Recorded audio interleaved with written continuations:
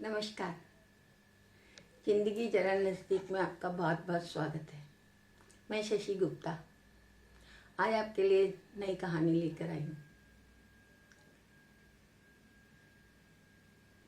संसार में दो ही चीज़ होती हैं, जिंदगी और मौत। या तो हम जिंदा हैं या हम मर गए हैं। परंतु हम देखते हैं कि हर आदमी ये सोचता है कि मुझे जिंदा रहना है, पर मौत, उससे तो सबको ही डर लगता है, बहुत ज़्यादा डर लगता है। तो एक बार की बात है कि वेदव्यास जी अपने घर में बैठे हुए थे। महर्षि वेदव्यास अपने घर में बैठे हुए थे और उनके नाना जी उनके घर आए। उन्होंने उनका बहुत आदर सत्कार किया, बैठाया। फिर वो बोले वेदव्यास जी से कि मैं आजकल बहुत डर रहा हूँ। उन्होंने पूछा क्या हुआ? बोले नहीं, मेरी उम्र थोड़ी ज़्यादा बड़ी होती जा रही है, वृद्ध होता जा रहा हूँ और अब मुझे मरने से बहुत डर लग रहा है। तुम तो इतने बड़े महर्षि हो, क्या तुम मेरी मौत को टलवा सकते हो? वेदव्यास जी बड़ी दुविधा में पड़ गए कि मैं क्या करूं। इतने में ही उधर से नारद जी का आना हुआ और नारद जी आकर के बोले नारायण नारायण नारायण नारायण नारायण नारायण, जैसा वो हमेशा बोलते हैं वैसे ही। वेदव्यास जी ने उनको भी आदर सत्कार से बैठाया और पूछा कैसे आना हुआ। बोले बस मैं इधर से गुजर रहा था, मैंने सोचा आपसे मिलता चलूं, इसलिए मैं आ गया। अभी अभी मैं यमलोक से आ रहा हूँ। जैसे ही उन्होंने यमलोक का नाम लिया तो जो वेदव्यास जी के नाना जी थे उनके कान खड़े हो गए।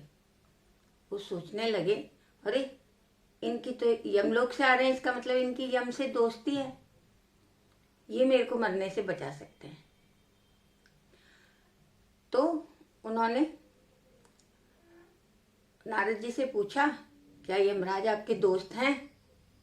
नारद जी ने कहा हाँ, मैं तो वहां जाता रहता हूँ, वो तो मेरे बहुत अच्छे दोस्त हैं। तो बोले फिर आप मेरा एक काम करवा दीजिए, आप यमराज से कह करके मेरी मृत्यु को टलवा दीजिए। तो नारद जी बोलते हैं कि ऐसा करते हैं कि हम तीनों ही मिलकर के यमलोक चलते हैं, यमराज के पास, हम वहीं बात कर लेंगे। बोले ठीक है। तो नारद जी, वेदव्यास जी और उनके नाना जी तीनों यमलोक चल दिए। जब यमलोक चले तो यमराज ने देखा तीनों आ रहे हैं, तो यमराज ने उनसे कहा आपका स्वागत है, आप आइए। अब जब वहां जाके बैठे तो नाना जी ने कहा कि है ना कि मुझे मौत से बहुत डर लगता है, मुझे मरने से बहुत डर लगता है, क्या आप मेरी मृत्यु टलवा सकते हैं? तो यमराज बड़े सोच में पड़ गए, क्या करूं। फिर यमराज ने कहा कि मृत्यु को टालना तो मेरे हाथ में नहीं है, उसके लिए तो मृत्यु के पास जाना पड़ेगा।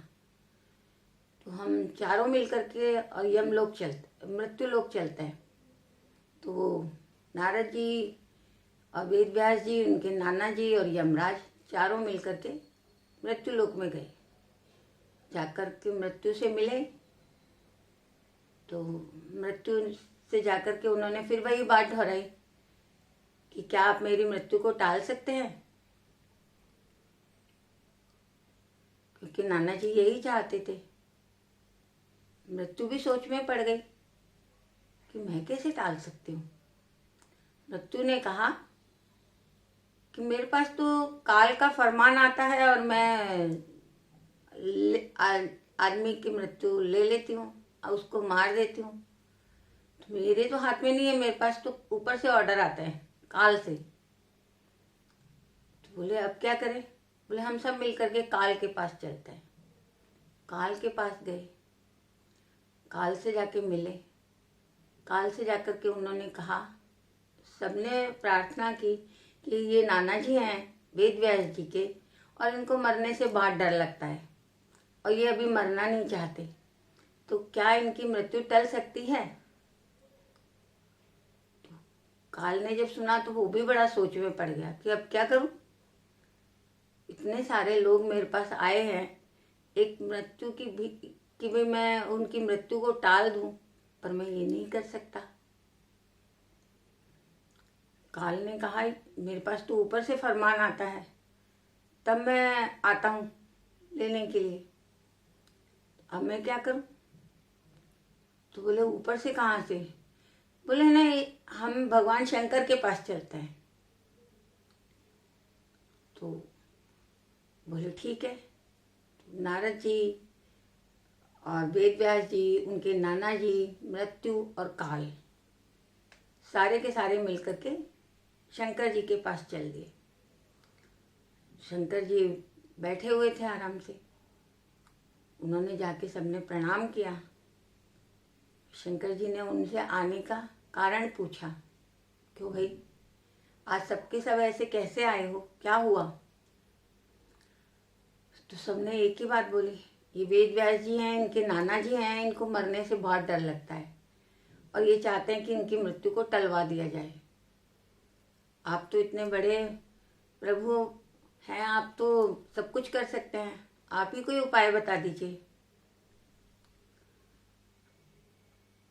शंकर भगवान ने वो देखा, बोला अच्छा देखते हैं। जैसे सब लोग तसल्ली देने के लिए कहते हैं अच्छा देखते हैं कि हम आपके लिए क्या कर सकते हैं, वैसे शंकर भगवान ने कहा अच्छा देखते हैं। इतनी देर में शंकर भगवान ने विधाता को बुलाया। विधाता आ गए। उन्होंने विधाता से पूछा, जरा इनकी पत्री देख के बताओ उसमें क्या लिखा हुआ है। विधाता ने जब उनकी पत्री खोल के देखी और उन्होंने पढ़ना शुरू किया तो वो सुनने लायक था। तो विधाता पढ़ने लगे, जिस दिन वेद व्यास जी के नाना जी यमराज को, मृत्यु को, काल को लेकर के शिव जी के दरबार में आएंगे, वही उनकी मृत्यु का दिन है। शिव जी बोले अब तो मैं कुछ नहीं कर सकता, क्योंकि ये आपका पहले से लिखा हुआ है कि जिस दिन आप यहाँ पर आएंगे वही आपकी मृत्यु का दिन होगा, मैं इसमें कुछ नहीं कर सकता, ये लिखा हुआ है, इसको मैं नहीं टाल सकता। अब आप सोचिए कि जो आदमी मृत्यु से इतना डर रहा था, वो मृत्यु के सारे लोगों को लेकर शिव जी के दरबार में पहुंच गया। ये कहानी बहुत शिक्षा देने वाली है कि हम कितना भी कर लें, कहीं भी जाके बैठ जाएं, तो जब मृत्यु आनी है तब तो आनी होगी। वो पहले से ही लिखा हुआ है, कहाँ आएगी कहाँ नहीं आएगी। आज मेरे को जैन मुनि ललित प्रभु जी की बात बहुत अच्छी याद आ रही है। एक दिन मैंने उनका प्रवचन सुना तो उन्होंने बोला कि जब हम पैदा होते हैं भगवान हमारे को 3 पेज की डायरी देता है। पहले पेज में ये लिखा होता है कि हम कहाँ पैदा होंगे, कौन से शहर में होंगे, कौन से गांव में होंगे, कौन सी गली में होंगे, कौन से घर में होंगे, हमारे माता पिता कौन होंगे, किस गोत्र के होंगे, किस कुल के होंगे। ये सब पहले से लिखा होता है कि हमको कहाँ पैदा होना है। ये हमारी डायरी का पहला पेज है। और हमारी डायरी का जो आखिरी पेज होता है उसमें ये लिखा होता है कि हम कहाँ मरेंगे, किधर से मरेंगे, कैसे मरेंगे, क्या होगा हमारे साथ, बीमार होके मरेंगे या आराम से मरेंगे, किस जगह पे मरेंगे, सब कुछ पहले से लिखा होता है। जब हम पैदा होते हैं तभी ये भी लिख दिया होता है। तो हमारे पास सिर्फ एक बीच का पेज बाकी रहता है जो हमारे कर्म के लिए होता है। उसमें वो सब लिखा जाता है, जो जो हम कर्म करते जाते हैं वो सब लिखे जाते हैं। तो 3 पेज की डायरी तो जब हम पैदा हुए थे तभी हमको मिल गई थी। परंतु फिर भी हम मरने से डरते हैं। हर आदमी चाहता है कि मैं रहूं, अनंत काल तक रहूं, बहुत समय तक रहूं। जिसका शरीर साथ भी नहीं दे रहा होता है वो भी यही चाहता है कि मैं अभी मरना नहीं चाहता। हर आदमी यही चाहता है। सच बात भी है कि जब वो इस दुनिया में आए तो इस दुनिया को छोड़ने का किसी का मन नहीं करता। परंतु ये कहानी हमको सिखाती है कि जिसको जहाँ पे जिसकी मौत लिखी हुई है वो कैसे ना कैसे करके वहाँ पहुँच जाता है। कभी कभी हम किसी के बारे में सुनते हैं तो हम कहते हैं अरे ये तो यहाँ पे अच्छा खासा बैठा होता, वहाँ गया मरने गया था क्या? ऐसे ही बोलते हैं जब वो उसकी मरने की खबर सुनते हैं तो, कि ये तो आज घर में ही था, ये वहाँ पर मरने गया था क्या? वहाँ क्यों गया था? परंतु उसकी मौत वहाँ पर लिखी हुई थी। वो काल वहाँ पर से पुकार रहा था उसको कि भाई तू आ जा, तेरा टाइम हो गया।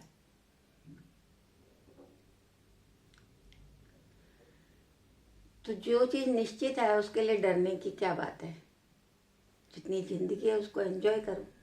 जब वो आए तो कहो हाँ भाई चलते हैं, हमारा टाइम खत्म हो गया। खुशी खुशी जाओ ना, क्या हो गया, मरना तो है ही। मुझे मरने से नहीं डर लगता, बिल्कुल भी नहीं लगता। मैंने अपनी ज़िंदगी में जो करना चाहती थी सब कुछ कर लिया, मुझे कोई डर नहीं है।